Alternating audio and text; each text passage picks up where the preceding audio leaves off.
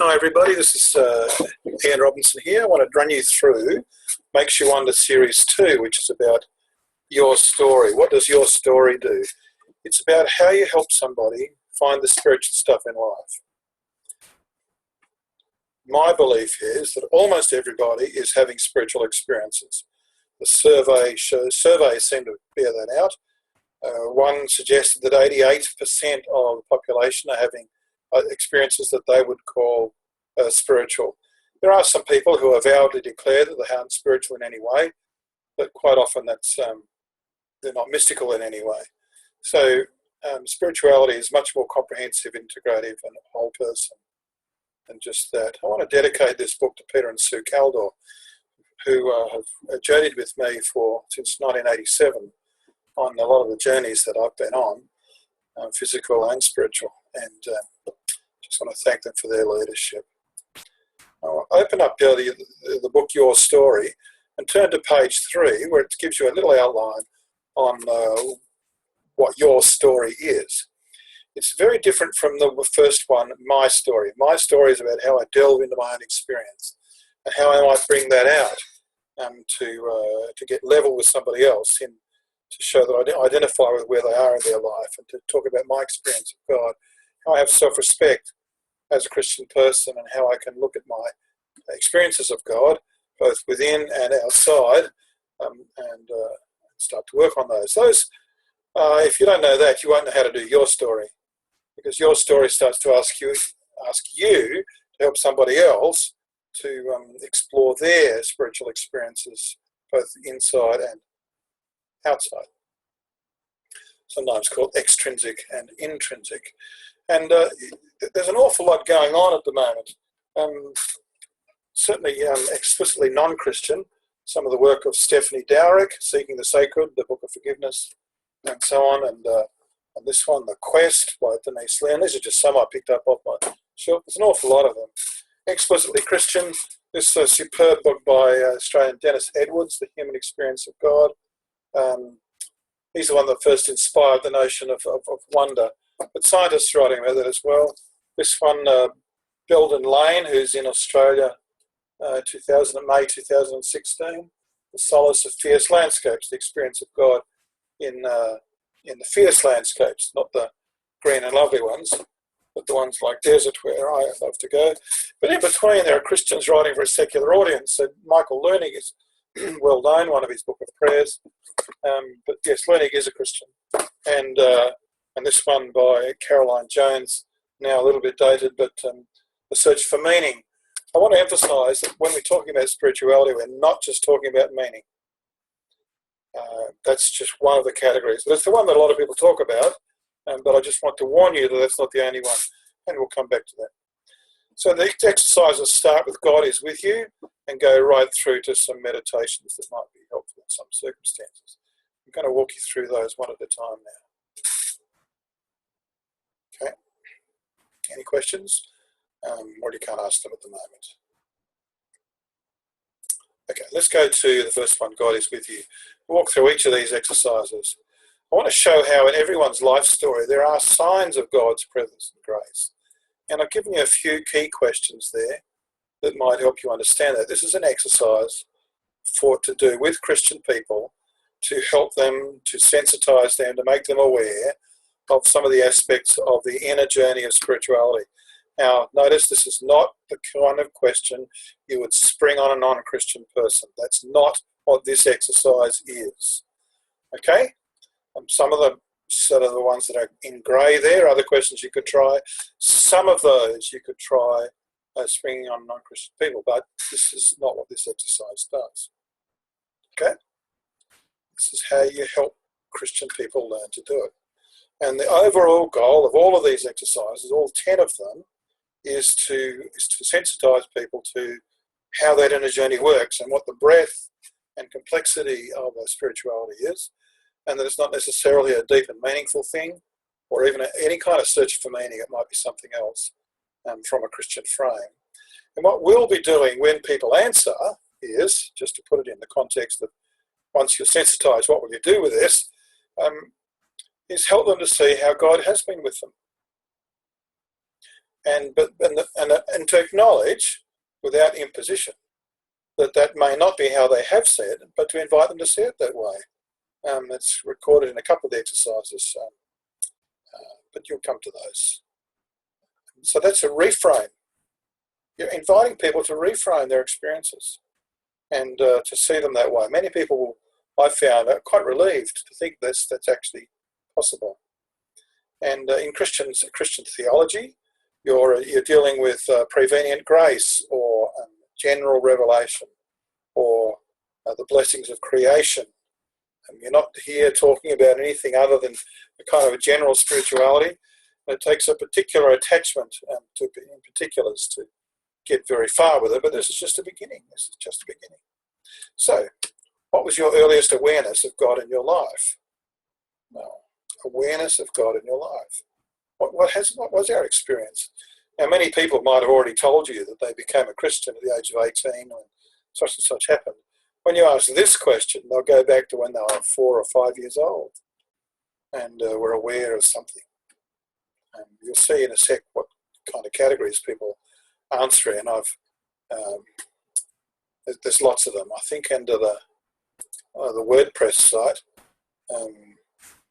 myw2.wordpress.com, you'll see, here we are, how we came to God awareness, ways in which God connected. They were unaided by anyone. They knew God personally as a child, or just God just dropped on them, or had a dream, or one guy told me about being in a coma and Jesus came to him. He didn't wake up from his coma for a couple of months afterwards, by the way, and that's when he told me. Now, often experiences of nature or of creation in process, like falling in love or having a baby. Sometimes it's the transport of a choir, or one lady told me that it was the earlobe of her first grandchild that was in fact the same earlobe as her late husband, and just that extraordinary wonder of the process of creation working it through particular people and drew her to want to seek God. And I saw her in a Christian seminar, so it obviously worked. Sometimes it's experience of people that helps people connect with God, and sometimes it's just life circumstance. And all of those are the kinds of things that you can delve into with people. Let's go back to the Make Sure Under exercise on page 3 of the workbook. So once people have talked perhaps with a group of 3 about that experience, you can write all those up under those categories, where God acts directly, where nature speaks, particular circumstances or particular people. Then there's some things you can talk about. I remind you that we're talking about a bunch of Christians talking about their experiences. And as Christians, we believe that experiences like this are God's invitation, or His calling card to know Him better, to move from from general revelation to saving revelation, or from prevenient grace to saving grace. These are classical Christian theological terms. But to move from the general to the intimate would be another experiential way of describing what this is. To move from an awareness to a strength would be another. Sometimes people talk about evil in these categories, not so much their experience of God as spiritual, but of evil, spiritual evil, actually encountering that goosebump on the neck experience of being in the presence of evil as having been what we would call awesome in the negative sense. So do just accept, yep, that's what it is. And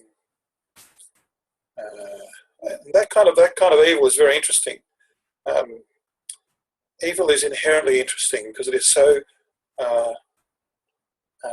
such a curiosity to us, because we're wired to love the good and to love love. But therefore, to find a person who is evil is actually quite fascinating. And some of the most interesting characters in literature and movies, of course, are evil people. And that's why. What makes them tick? Can they really do that? So it also makes them attractive. But there we are. That's because it's so counterintuitive. It's worth having a reflection towards the end of this conversation about how difficult it is to talk about these things. And how often do we fall for an easy word when we're actually trying to find to express something difficult? So people come up with cliches often. when actually what they would like is the safety and the patience to be able to find something that really expresses how they feel.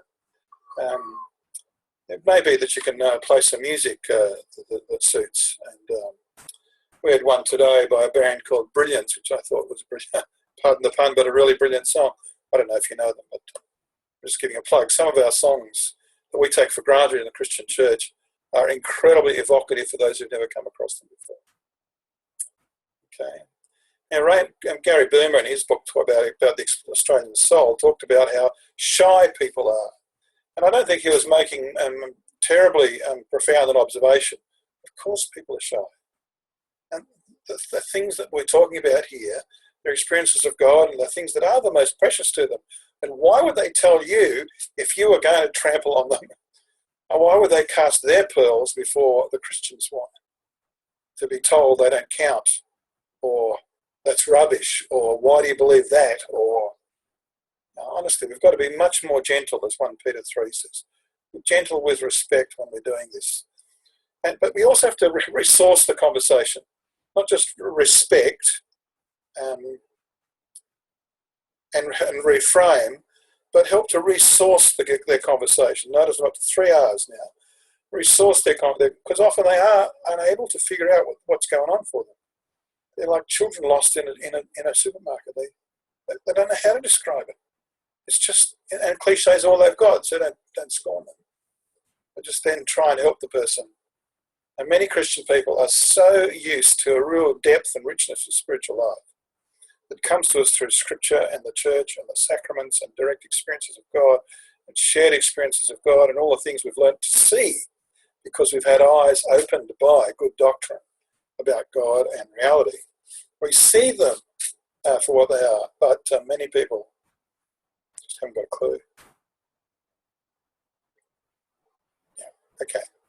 So you conclude that exercise after that discussion with a summary of what people have been contributing. And it would go something like, within our own experiences, God has many ways to break into our awareness. But we tend to take them for granted as Christians, and we tend not to see them as non-Christians. But we might. We might. So you can see that's a sensitizing exercise for Christians to explore their own experiences within their own frame, which will then lead you to the second exercise, which there's a map. I've got a cute little map published in your thing. You don't have to use that one. The beauty of that map is it has many different kinds of terrain in it. And of course, different kinds of terrain represent different kinds of life stages. You know, the tough climbing of the mountain, or the great view, the great perspective, or the swamp, you know, the really difficult to get through times, or, you know, the long paddle up shit creek without a paddle. So you need a map with lots of bits of landscape on it. So that's the second exercise, how to map my life. And a good experience of reflecting upon the events of your life is in that story about footprints. Lord, how come it is that when I was most in need, I was only one set of footprints? I thought you said you'd be with me, and of course I carried you. And reflecting backwards on life, and we get to understand it better. So this Acts asks us just to do that in the simplest possible way. But you must be ready as a leader to have with your own map ready, so people can work it through. You find that it's both easier and more difficult. So it tells you how to explain the lifeline of the map. You know, the wilderness years, the dark valleys, the crowded places, and so on. And you need to do that and mark them with an arrow or mark them with an X. They can do a line. They can mark the great moments of their relationships and the life-changing coincidences. You can suggest they look for times when they discovered a sense of purpose. That might be a mountaintop time, or it might be a really deep, terrible time. It might have been in a time of great suffering that they discovered, I'm not going to let this happen to anybody else. And they got a sense of calling to help others. You see, sometimes the worst of times is the best of times. Or sometimes when they're just aware of a hankering after God, or a sneaking suspicion, as John Dixon's book says. And mark those with an X and see if there are any lines, and get them to look at it. Do the map, share it with 2 or 3, that's step 2, and then have a conversation about it. And people often see something. It's a bit of an aha. If you used to, if you grew up in a church youth group, you've probably done something like this, but let's face it, for a lot of people, no, they haven't. Notice what we're doing here. Let's just step back a moment. We're trusting people with a task of reflecting upon their lives. You're not feeding them answers. You give them the question, and when that awkward silence falls, when you've asked the question and given some ways in which they might pursue it, just let the silence fall. Just let the awkward feeling begin. It's only when people feel that awkwardness that they really start to do their work. If you start to smooth it over, or if you add another question, or another question, or another way of saying it, or only do it if you really want to, you don't have to, You give them all the bailout options when the awkwardness is very motivating, and they can do this. Okay, let's go to question 3 on page 9. This is called hearing you. It's open up. There are many entry points in people's everyday lives in which one may bear witness to spiritual things happening in their lives. Now, quite often people think that people will only be converted if the terrible thing happens to them. In other words, they think the only entry point is when they're hurting. Wrong. This exercise will show you how. And there are many more. In fact, I've noticed that sometimes people are more open to God when good things are happening. And some people are more open to God when bad stuff's happening. But there are even more than that. Now, I think it's just a bit of a personal bias. So don't be persuaded by just one entry point. There are 4 categories of entry points. And as you have conversations with people about life in the normal course of your association with them, you'll hear some of these. And this exercise helps you to be sensitive to how these might become an opportunity for sharing something of that person's spiritual life story. Okay, so life's great experiences can be fantastic. We've already hinted at this. Some of the great things that happen in life can in fact be the smell of God, as we'll come to call it, or that first awareness of God. Childbirth, marriage, when you first experience being loved, or experience a deep peace. It could be an extraordinary and strange place. Some people experience deep peace in the course of doing a 2-week silent retreat in a Buddhist monastery in Tibet, and it sends them seeking after Jesus. People sometimes have an extraordinary experience of a dream in which Jesus appears to them, or something happens. And look, life's great experiences are peppered all through people's lives. And there's an exercise later on, what's called Epiphanies, when they become incredibly explicit. But for most people, life's great experiences are just wonderful. And how can we open that up for them? By reframing and respecting and resourcing their understanding of what this great experience is. We'll come back to that as a process in a moment. I'm just sketching out what the 4 hearing points are. So the highs of life, the hurts of life, the worst experiences. And that can be not necessarily in the heat of suffering, but sometimes when the time comes for reflection or for perspective, they're disillusioned. In which case it's time to rethink their faith. And sometimes people have become disillusioned with their childhood Christianity. And you need to be quite calm about that doubt and say, yep, rip that one off you. It's been terrible for you. And when the time comes for them to have perspective, you may offer them a reframe on how it is that God works with the worst of things. We know that God is a redeemer. Because we know that through Jesus. The bad stuff that happens, he will turn to great good if we're willing to go with him. The same with the question of suffering. That's one of the key insights. And another one, the old Jewish saying, this too will pass. How do we know? How do we have such hope? How do we have such humility? Well, because of Jesus. And if somebody says, in the midst of life's worst experiences, something will turn up, you can just affirm them and say, that is a very powerful spiritual thing to say. Thank you. And people might go, oh, really? Yes, it is. I mean, I have that kind of hope too, since Jesus rose from the dead. I think you're onto it. The third category is not the highs and the hurts, but the hopes of life. Even the normal, things you might like to happen that are normal in a person's life. And because life normally is very fraught and full, and Jesus' invitation is to abundant life. John 10:10, I came that they might have life, and life in all its fullness. Okay. That's why a lot of the things that churches do, or the Christian small groups do, or that you might do amongst your colleagues, should be fun or interesting or beautiful, because that's life's normal. Is it fun or interesting or beautiful? FIB. So fib as much as you like. Do something fun, because laughing is a spiritual thing. Do something interesting, because it's intriguing and has that call of mystery in it. Or do something that's beautiful, because that already gains resonance for the beauty of God and the beauty of holiness. That's why churches have music. That's why we have extraordinary architecture, and we've made absolutely mind-bothering contributions to the world of art and architecture, because we notice the little beautiful things. Jesus invites us into this with look at the wildflowers. See how they neither sow nor reap, yet has not God, clothed them more beautifully than Solomon. The experience of just loving and being loved is life's normal.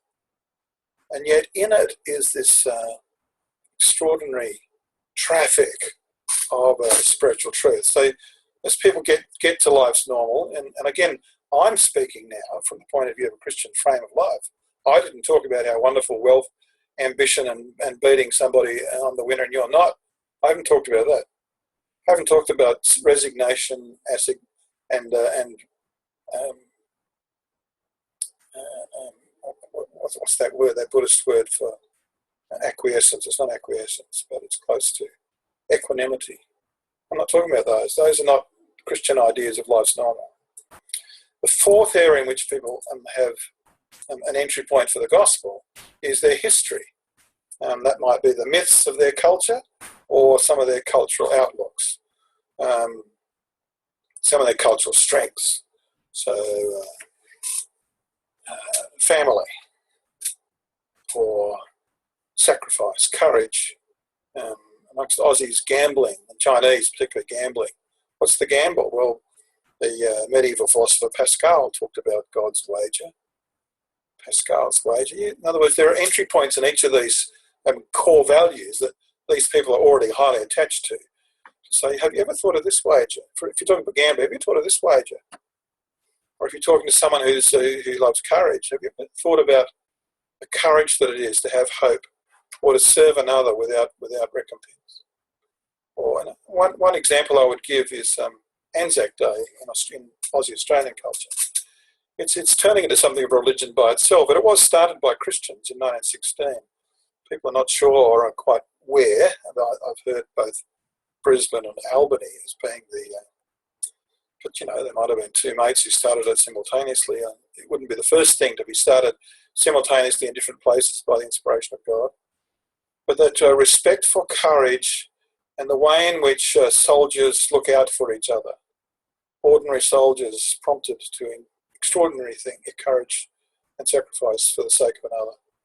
And of course, I have taken many Anzac Day services, and to bring this out, there are many ways to do that, but I'll tell you one story. When I went to my hometown on a Sunday that Anzac Day was on that year, and because we didn't have a morning service, we used to meet in a school in the afternoon. I was available when the local ministers were not. And so I told the story of the War Memorial at Canberra, where in stained glass is a soldier, a sailor, an airman, and a woman who represents the women's services. And how after closing time, they'd seen all the people coming through the Warmer Museum, and they hopped down to share a smoke from out of their windows. And one of them said, "Gee, a lot of people through today." Yeah, there was a lot of people through today. Yeah, a bit more than usual. It seems to be we're getting popular again. And then one of the guys says, "I don't like it really."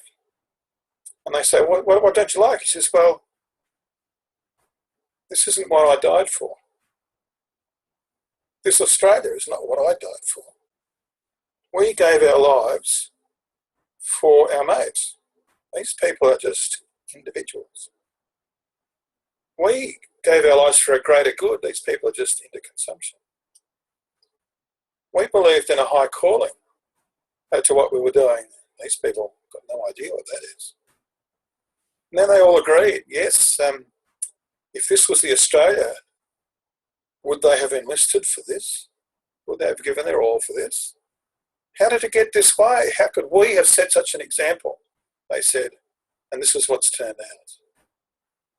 And they said, well, we forgot. And they've forgotten the first Anzac. They've forgotten the inspiration and the sacredness of that Anzac tradition. Who do you mean? Who was the first Anzac? The first guy off at Gallipoli? No, he says, no. No, the one who first said, greater love hath no man that he laid down his life for his friends. He was the first real Anzac. And then he said, and you are my friends if you do what I command you. See, we've forgotten. We've forgotten. And when we get back what this Anzac tradition is really about, then this country will turn around. And that's the end of the story that I told. Okay, we went on then to the Lang of Reeds. And I told it perhaps a bit better than I've just done with you. But you see, it's an entry point into the history of a people, a particular point of history, and its meaning, its high meaning. Well, I tell you, there were people coming up to me afterwards, crushing my hand as they shook it. People with tears in their eyes, in large numbers. I tell you, large numbers.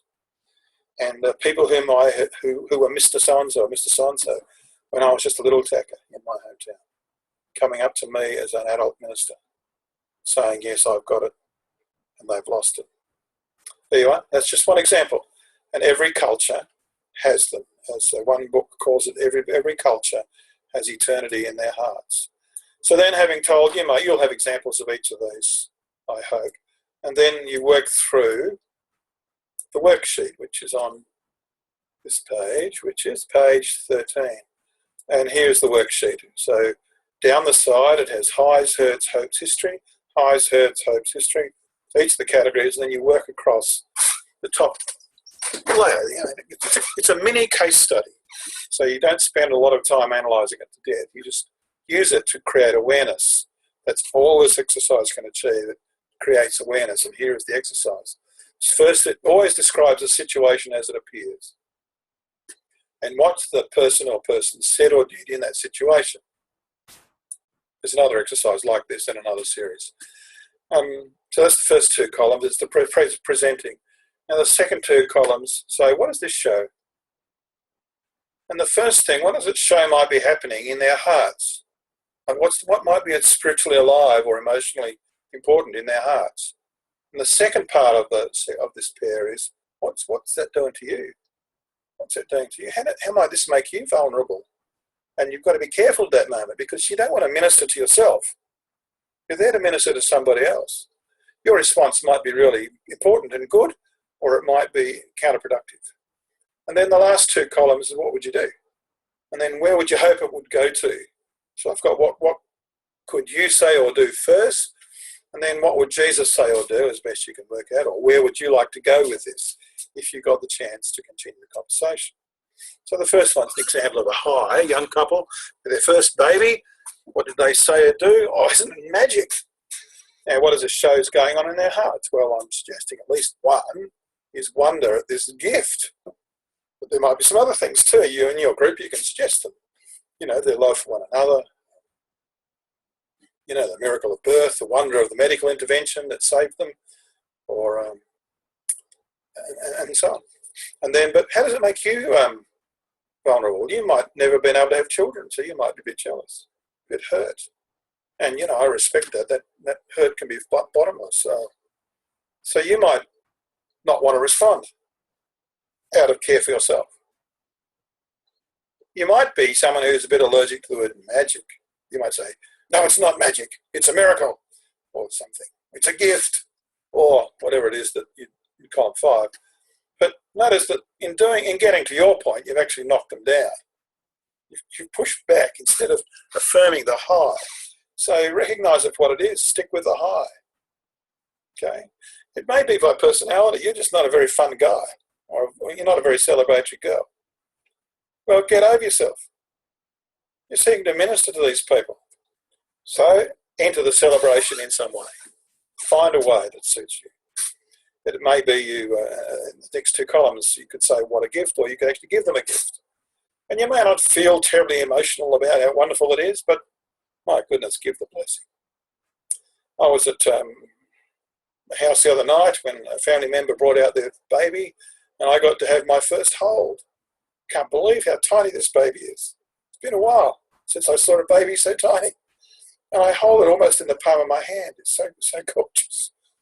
And I began to sing quietly under my voice, not loud, just a quiet blessing to this child. And people were kind of warmed by the sound. They couldn't perhaps hear me. But it's a Hebrew blessing, and it's a Jewish child. The Lord bless you and keep you. The Lord make his face to shine upon you. And so on. So that's what I did first. And people are warmed by this blessing, I can tell you. There may be other things you can think to do. You know, like bring a casserole. You know, the joke about, you know, if there were three wise women instead of three wise men who went to the child's, with Mary and Joseph, they would have brought a casserole, done the nappies, cleaned the stable, and not bothered with gold frankincense. I didn't tell that joke very well. You know. What would Jesus have done with someone with their first child? Well, he's on track. He's on record, isn't he, of having welcomed the child and blessed them. So, if you're a person who knows God, you have authority to bring a blessing. It's the most beautiful form of prayer, imaginable, I think.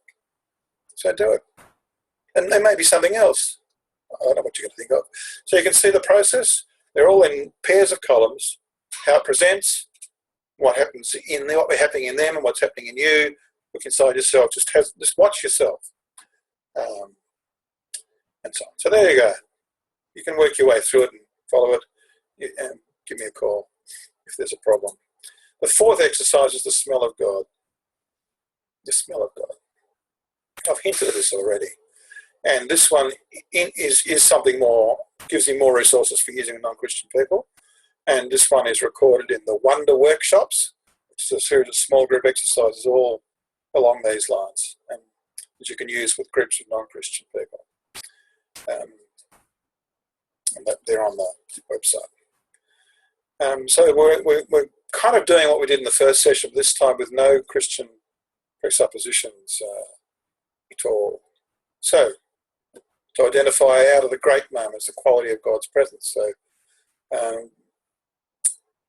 some preparation.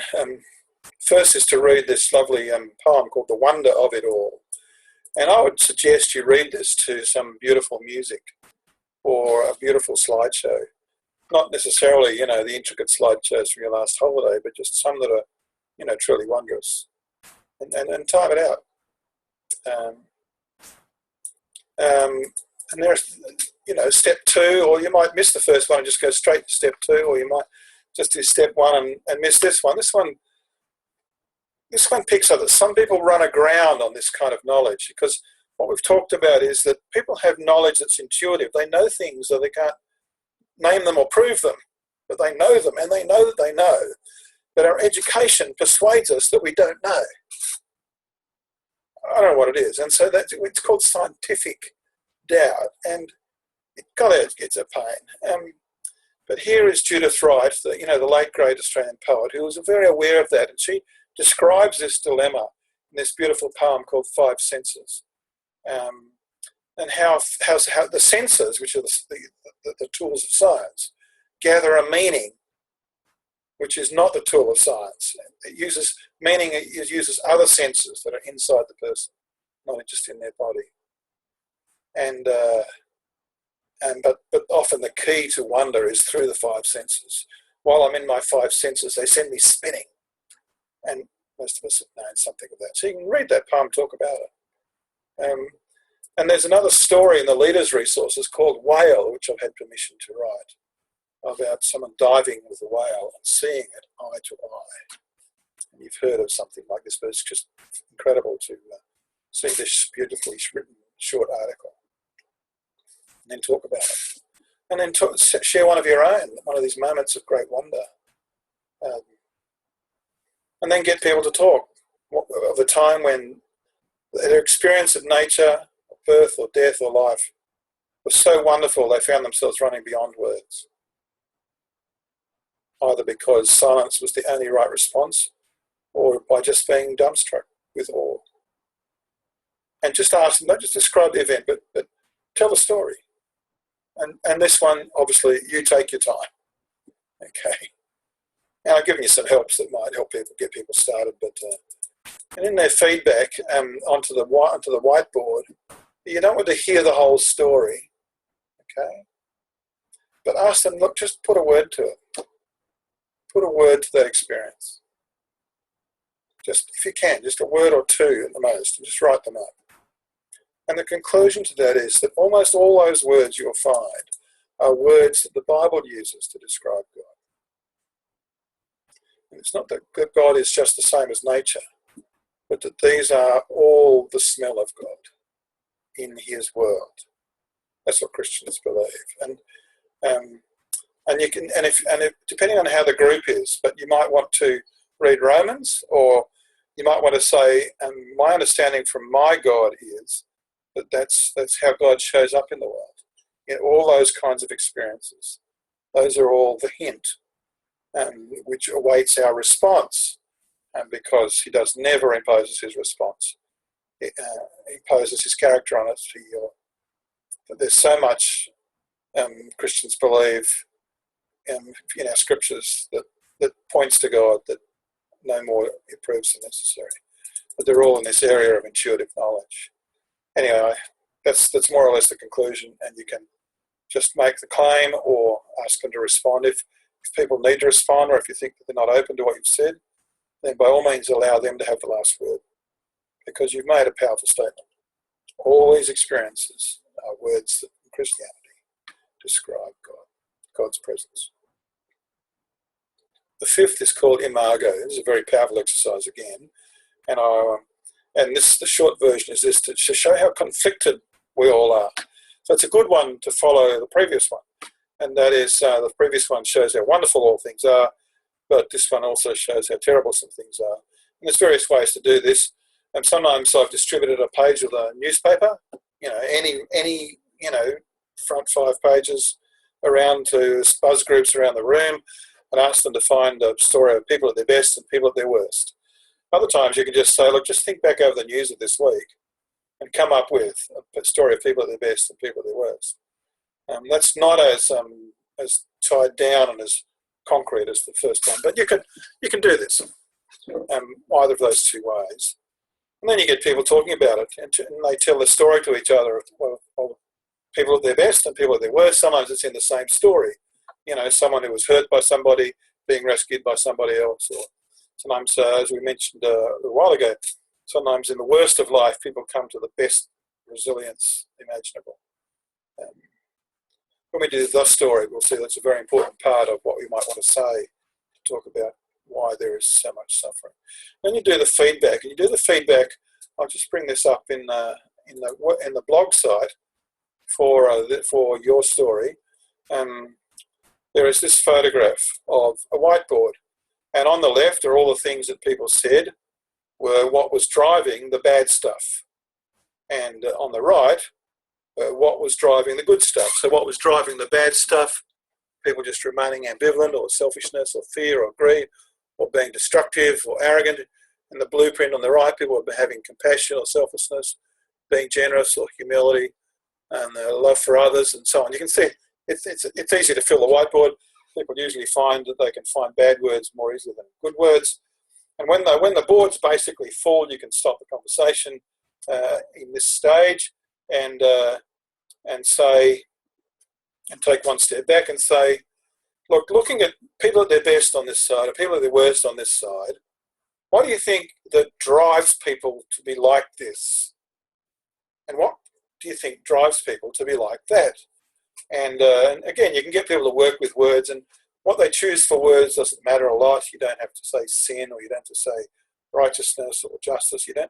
They can say whatever words they like, because they're now working at trying to summarize and focus, and that's fine.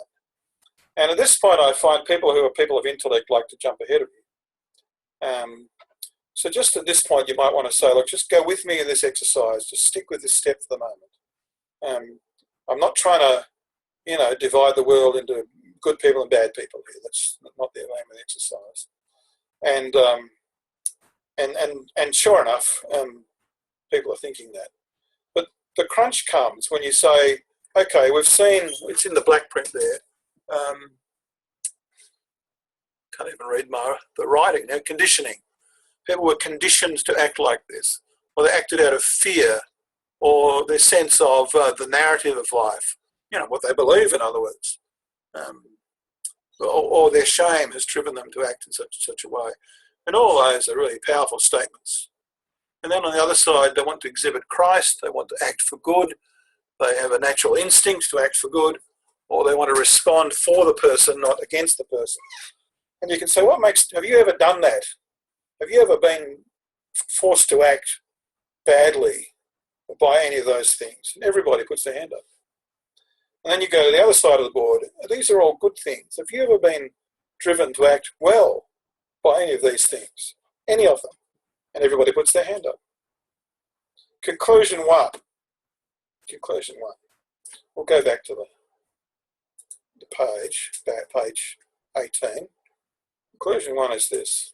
See how all of us are conflicted with the very best and the very worst that is in humanity. Notice these were the headline bad stories and the headline good stories. Whatever, we've just identified that the things that drove them drive us. The story of the good and evil in the world is not all out there, it is in here. We are a microcosm of the conflicts. That's why in Christianity, they had to invent a new word for this conflict. And this conflict, the word is sin. Notice sin is not the terrible stuff you do, but it's the shortcuts you take out of the conflict. Right? We're all aware of it. And there's a beautiful quote from Solzhenitsyn, the Nobel Peace Prize winner, who was caught up in the Russian gulags.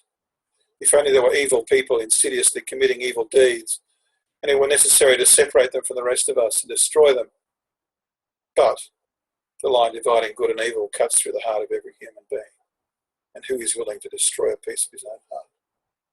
We're all in this contest at great depth and at great cost. So you can leave it there, or there's this, one of these fairly cheesy stories, but it's a good story. Child said to his grandfather, "Pop, I try to be good, but sometimes I feel like there are two dogs fighting with each other in my heart. One is good and one is bad.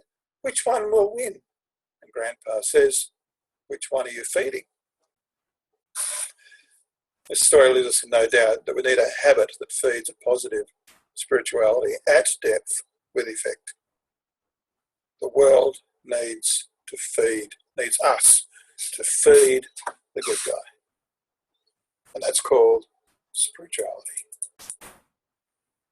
And there's more you can discuss depending on what's been written on the board. You may want to talk about what it is to withdraw from the support of others and just go for yourself. So just being an individual in it maybe in fact part of what contributes to the suffering. We need each other for this. And that's the end of the conclusion. It's just an invitation to journey, to search, to search at depth. It's a great exercise, very powerful indeed. You want to take a break after that one. The sixth exercise in your story is stand still. This is a fun one, but this is a very practical, on-the-spot one. We just invite people to go outside into nature and ask them to come to attention. Okay? Breathe. That's what they're going to do. Breathe.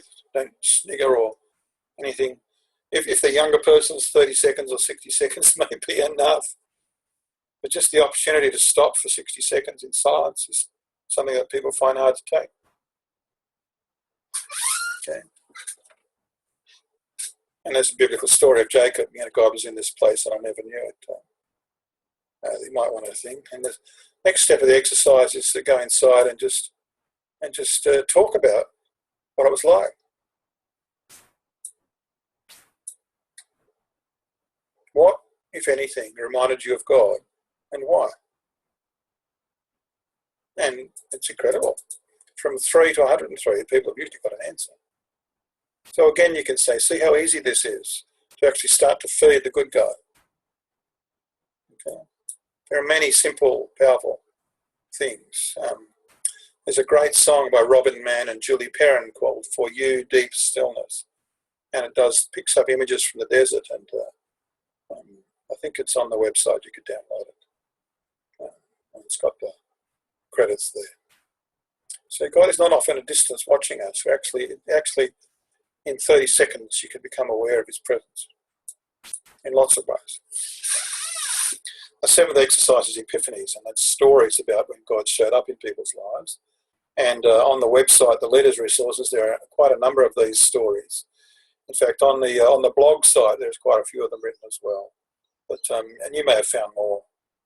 Epiphanies are a wake-up call, when God really shows up. And quite often people doubt their epiphanies later. That's normal, because it's kind of like a spectacular coincidence, falling into life. And later on, you can think of a natural explanation for that coincidence. You go, oh no, it only happened because it was a coincidence. Funny how it happened as a coincidence. Funny how many of these coincidences there are. In one of the science programs on television, one of the scientists there who's not a believer, and says she's not a believer, calls it life's synchronicity. Life's synchronicity, when stuff happens. And you might like to, as you read books, come up with them. I don't just mean that they need to all be miracle stories or deliverance from drugs, but start to collect some of these stories and use them. You just make a folder, and you'll be surprised at how many people have these epiphanies or moments of enlightenment. One of my favourite ones is by the Nobel Prize-winning author from Australia, Patrick White. And his epiphany, would you believe, was when he slips over in the mud and trays of dog food fall all over him in the rain. Not a beautiful, peaceful, quiet, idyllic beachside forest escape moment, really. But it was definitely an epiphany. Okay. So what do these moments say about God? And just let them talk. Maybe, and it's maybe. This is not sufficient. The way we interpret them is a maybe. And it takes the real. So start to write up, what did they say? Well, maybe God is, and that's what the title, maybe God is, maybe God is, maybe God is. But when you come to say this together, I suggest you use it as a litany. And at the beginning, instead of just saying maybe God is, you can say around here, or amongst us, maybe God is, and then just read it. And you might then want to say, how does that make you feel at the end? It's sounding a bit, isn't it, like my story exercise and why I'm still a Christian? Yes, it's the same method. Just ask them how they feel about that and just finish with that. I think I've got around here, we wonder if you are. There's always a substitute title. Okay. That's the exercise. What's the next one? The parent's trap. Be careful how you run this. There are two patterns that influences people's entire perceptions. And one is the influence of their parents, and the other is the influence of their education. And if you try and get down to the analysis, you end up endless backstories. Why I am the way I am. And there's sometimes some usefulness in that, but you've actually got to go forward. And the question is, in these exercises, pattern one is to say, how would I like my knowledge of God to be different from my knowledge of my earthly parents? And the second is, how would I like my knowledge of God to be done differently to the education I received? And when you actually ask those questions, a lot of people are then free to explore freely. But up until then, they don't quite acknowledge that, in fact, those two patterns of authority relationships in their childhood have held almost a stranglehold on their spiritual life. And in fact, for many people, their picture of God is mirror image to the picture of their mother or their father or their education. And they haven't even found their own identity or their own personal authority or agency in this journey. Okay? In the Leaders' Resources, there's an article called The Fatherhood of God and the Heart of Jesus, which is addressed particularly to those for whom their father was abusive, and therefore they can't address God as Father. Well, let them call God Mother. They're still a parent. Like, what's the loss? You know, you're gonna. I know some people are allergic to this idea, but or just ask them to concentrate on Jesus. That's what I've done in my ministry. But in my more recent years, I'm actually, as a mature male, loving to think of God as my Father, and that means certain things to me. And I've seen other people do the same, men and women. It's just a wonderful thing. Let's face it, it's the men of this world who need to be brought up to speed a bit the most. Women seem to do it more easily. They have a stronger morality, almost by chromosomes. So, you know, maybe it's not so much approving men when God chooses to call himself Father in the Bible, but maybe it's calling men to shake themselves off and pick themselves up because they need it the most. Anyway, you can read the article. If you like it, that's great. If you don't, just forget it. It is a very significant issue. And I do speak out of personal experience on this. It's not theory for me. Let's go to the 9th exercise, the nitpick. There are two things that have the biggest effect on people's depression. And most of you know the first one, and that is exercise. If people who are prone to depression keep up regular exercise where they get to, you know, a slight sheen of sweat or a slight breathlessness, and every day it will have an enormous effect upon their mood, their capacity to manage their mood. The second one is less well known, and here it is. Give thanks for 3 things every day. That has an equal effect to according to Seligman, in his book Flourishing, as exercise. So this is what this is. Nitpick. Instead of picking all the things that you like to complain about life, this time spend time nitpicking all the positive things. Okay, all the things that didn't go wrong, and just have some fun with it. Really, that's and then talk about, well, you know, it gets to be a bit silly, and then you can talk about some things in step 3. What's the importance of an attitude of gratitude? What have you noticed about your wealth? What have you noticed about your health? How are you feeling as we do this? And it is a really powerful, it's an ancient truth. Thanksgiving is the threshold of spirituality. And the same is recorded in the New Testament. But it's only a threshold. It's not the full story. But that's what your story is all about, the thresholds. Number 10 is some meditations. One is about help for your journey. That's one about Martin Luther King's Epiphany. A wonderful story. It's in the leader's notes. Another meditation on masks and fears. This one asks people to take off their masks. And there's some resources in the leader's resources for this. The third one is to do with substitutes. If you went on a whale watching tour and what they gave you was a room with a goldfish bowl, how would you feel? And so it is that God invites us to fullness of life, but quite often we settle for the goldfish bowl equivalent. You know, religion that lacks authenticity, relationships that are too safe, and so on. What are some of the substitutes that we've allowed into our life? Okay. It's a powerful question, isn't it? What are some of the substitutes that you've allowed into your life instead of fullness of life as Jesus required? So there. And the last is the exercise in resonance. It just illustrates how intuitional knowledge of the presence of God works. So this has come up as an issue sometime in one of the earlier exercises. Then come down to 10D and do the resonance exercise. There's a great picture of a bridge at Tacoma. I think it's here, which was built in such a way that a certain wind in Tacoma in Washington state blew up, and the bridge started to build up a wave pattern by the action of this wind happening at a certain speed.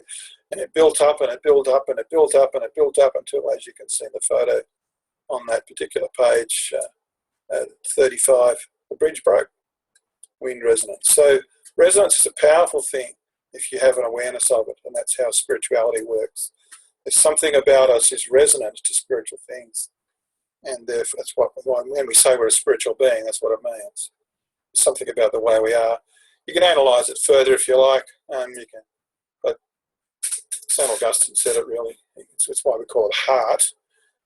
Lord, you've made us for yourself, and our hearts are restless until they find their rest in you. You've made us for yourself, and our hearts are restless until they resonate with you. Would be another way to say it in this exercise. So there you are. So there's some options and so on. So that makes you wonder your story. Okay? So it's teaching people how they might grow in an awareness and some equipment for listening with respect to the life of someone. These exercises expand the field in which they might see spiritual resonances at work in another person's life. And with respect, they might seek to reframe it for them and give them positive assurance and affirmation about it. It's not the time to be negative. That's not what Jesus did in these circumstances. He affirmed the search, affirmed the need, and went on. So you can resource that. You've heard me in the course of introducing this and explaining some of the exercises. You've heard me talk about occasionally a piece of Bible. Now, don't apologise for telling one of those gorgeous, beautiful, juicy affirmations that are in the Bible. It's a fantastic book. Now, look, if you preach it at people, as though this is the total unimpeachable truth and you must subscribe now, well, of course, you're going to put people off. But if you offer it as a piece of wisdom and resource in this person searching, then it's a beautiful thing to add. In other words, you are resourcing them with some other ancient wisdom, what Mel Garvin used to call the ancient book or the old book, and say this is what I believe. And you can credit the Jewish wisdom and the Christian wisdom from way back. You can even, use that little story of the little boy and his grandfather. I don't know where that comes from. You can quote other authors, as in fact St. Paul did in Athens. Go for it. Whatever distills the wisdom for that moment is a gift, if you offer it as a gift rather than an imposition. Now remember the exercise from my story. There are times when you go too far, in which case you say, you can tell by the look on their face, you say, oops, have I gone too far? Am I, is that all right? I don't think it's quite all right. You don't look okay with this, I'm sorry. Look, just saying sorry is fine. Pretending nothing happened, that's not fine. Just a little bit of transparency, all right? Okay, so next time when we meet, I'm just going to bring up the website page now, which talks about the next set of exercises. We've gone through my story. We've gone through your story. And next time we meet, I think we'll do the story, and we'll go back to our story. So on the main website, makesyoowonder.yolasite.com, there's a link there to a YouTube clip which will introduce the story in its briefest form, and we'll walk through the exercises. You'll find these incredibly powerful, and it's really another step up in your leadership capacity. Okay, so these are some of the exercises you can use. When they're assembled here in my story, your story, our story, this story, it's a leadership curriculum. I'm working with you as a potential leader who will help others do these exercises and helping you to gain awareness in them. And that's the importance of what we're doing here in the webinar. Okay? We're not doing the exercise, I'm just giving an orientation to them. And you will learn the most by having a go. There are many more things you can learn under resources at the bottom, the leaders' resources. You can download those anytime you like. And if you go to the blog sites, which I've listed on this page, there are several blog sites. We've just had a look at one of the pages on this one, your story. There are several others where some other things are put in. If you're intrigued to run some of these exercises and to work with someone, a non-Christian group or a dinner table, then the Wonder Workshops are available to you. If you're doing this webinar, these are available to you on myw1.yolasite.com. Thank you for your attention. I do appreciate it. I really hope that this produces a much greater and burgeoning awareness of the gift we give when we share our faith with other people. I sat on a plane once flying to North Queensland. I'm not quite sure where we were going to land, but one of the stopping places was Airlie Beach, and I happened to be sitting as a small plane in the front seat with the businessman, and we sort of, had a bit of a chat. And as we're about to land, and he was going to get off, he says, "I cannot believe that we've just spent the last hour talking about religion and politics, when in fact, people say never talk about those. But I want to thank you because I've really enjoyed it. Thank you so much. Here's my card. If you're ever in Airlie Beach and you want to come up for a holiday, just give me a call. I'll give you a special deal." I never did. But you can hear how people love these kinds of interactions. You're unlocking a mysterious and beautiful thing inside them. Your story is not a manipulation. It's a mutual discovery and affirmation. And totally different. And people love you to give them the time and the respect and the listening and that gorgeous, heartfelt, positive response that comes with wisdom and gentleness. Honestly, you'll be their best friend in 10 minutes. Your story will teach your people how to be that. And it doesn't do it emptily. It doesn't do it as though the entry point is the end of the story. It's just the beginning. Just the beginning. And there are many more things that Mike Shawanda unlocks as we go forward. So thank you. Bye-bye.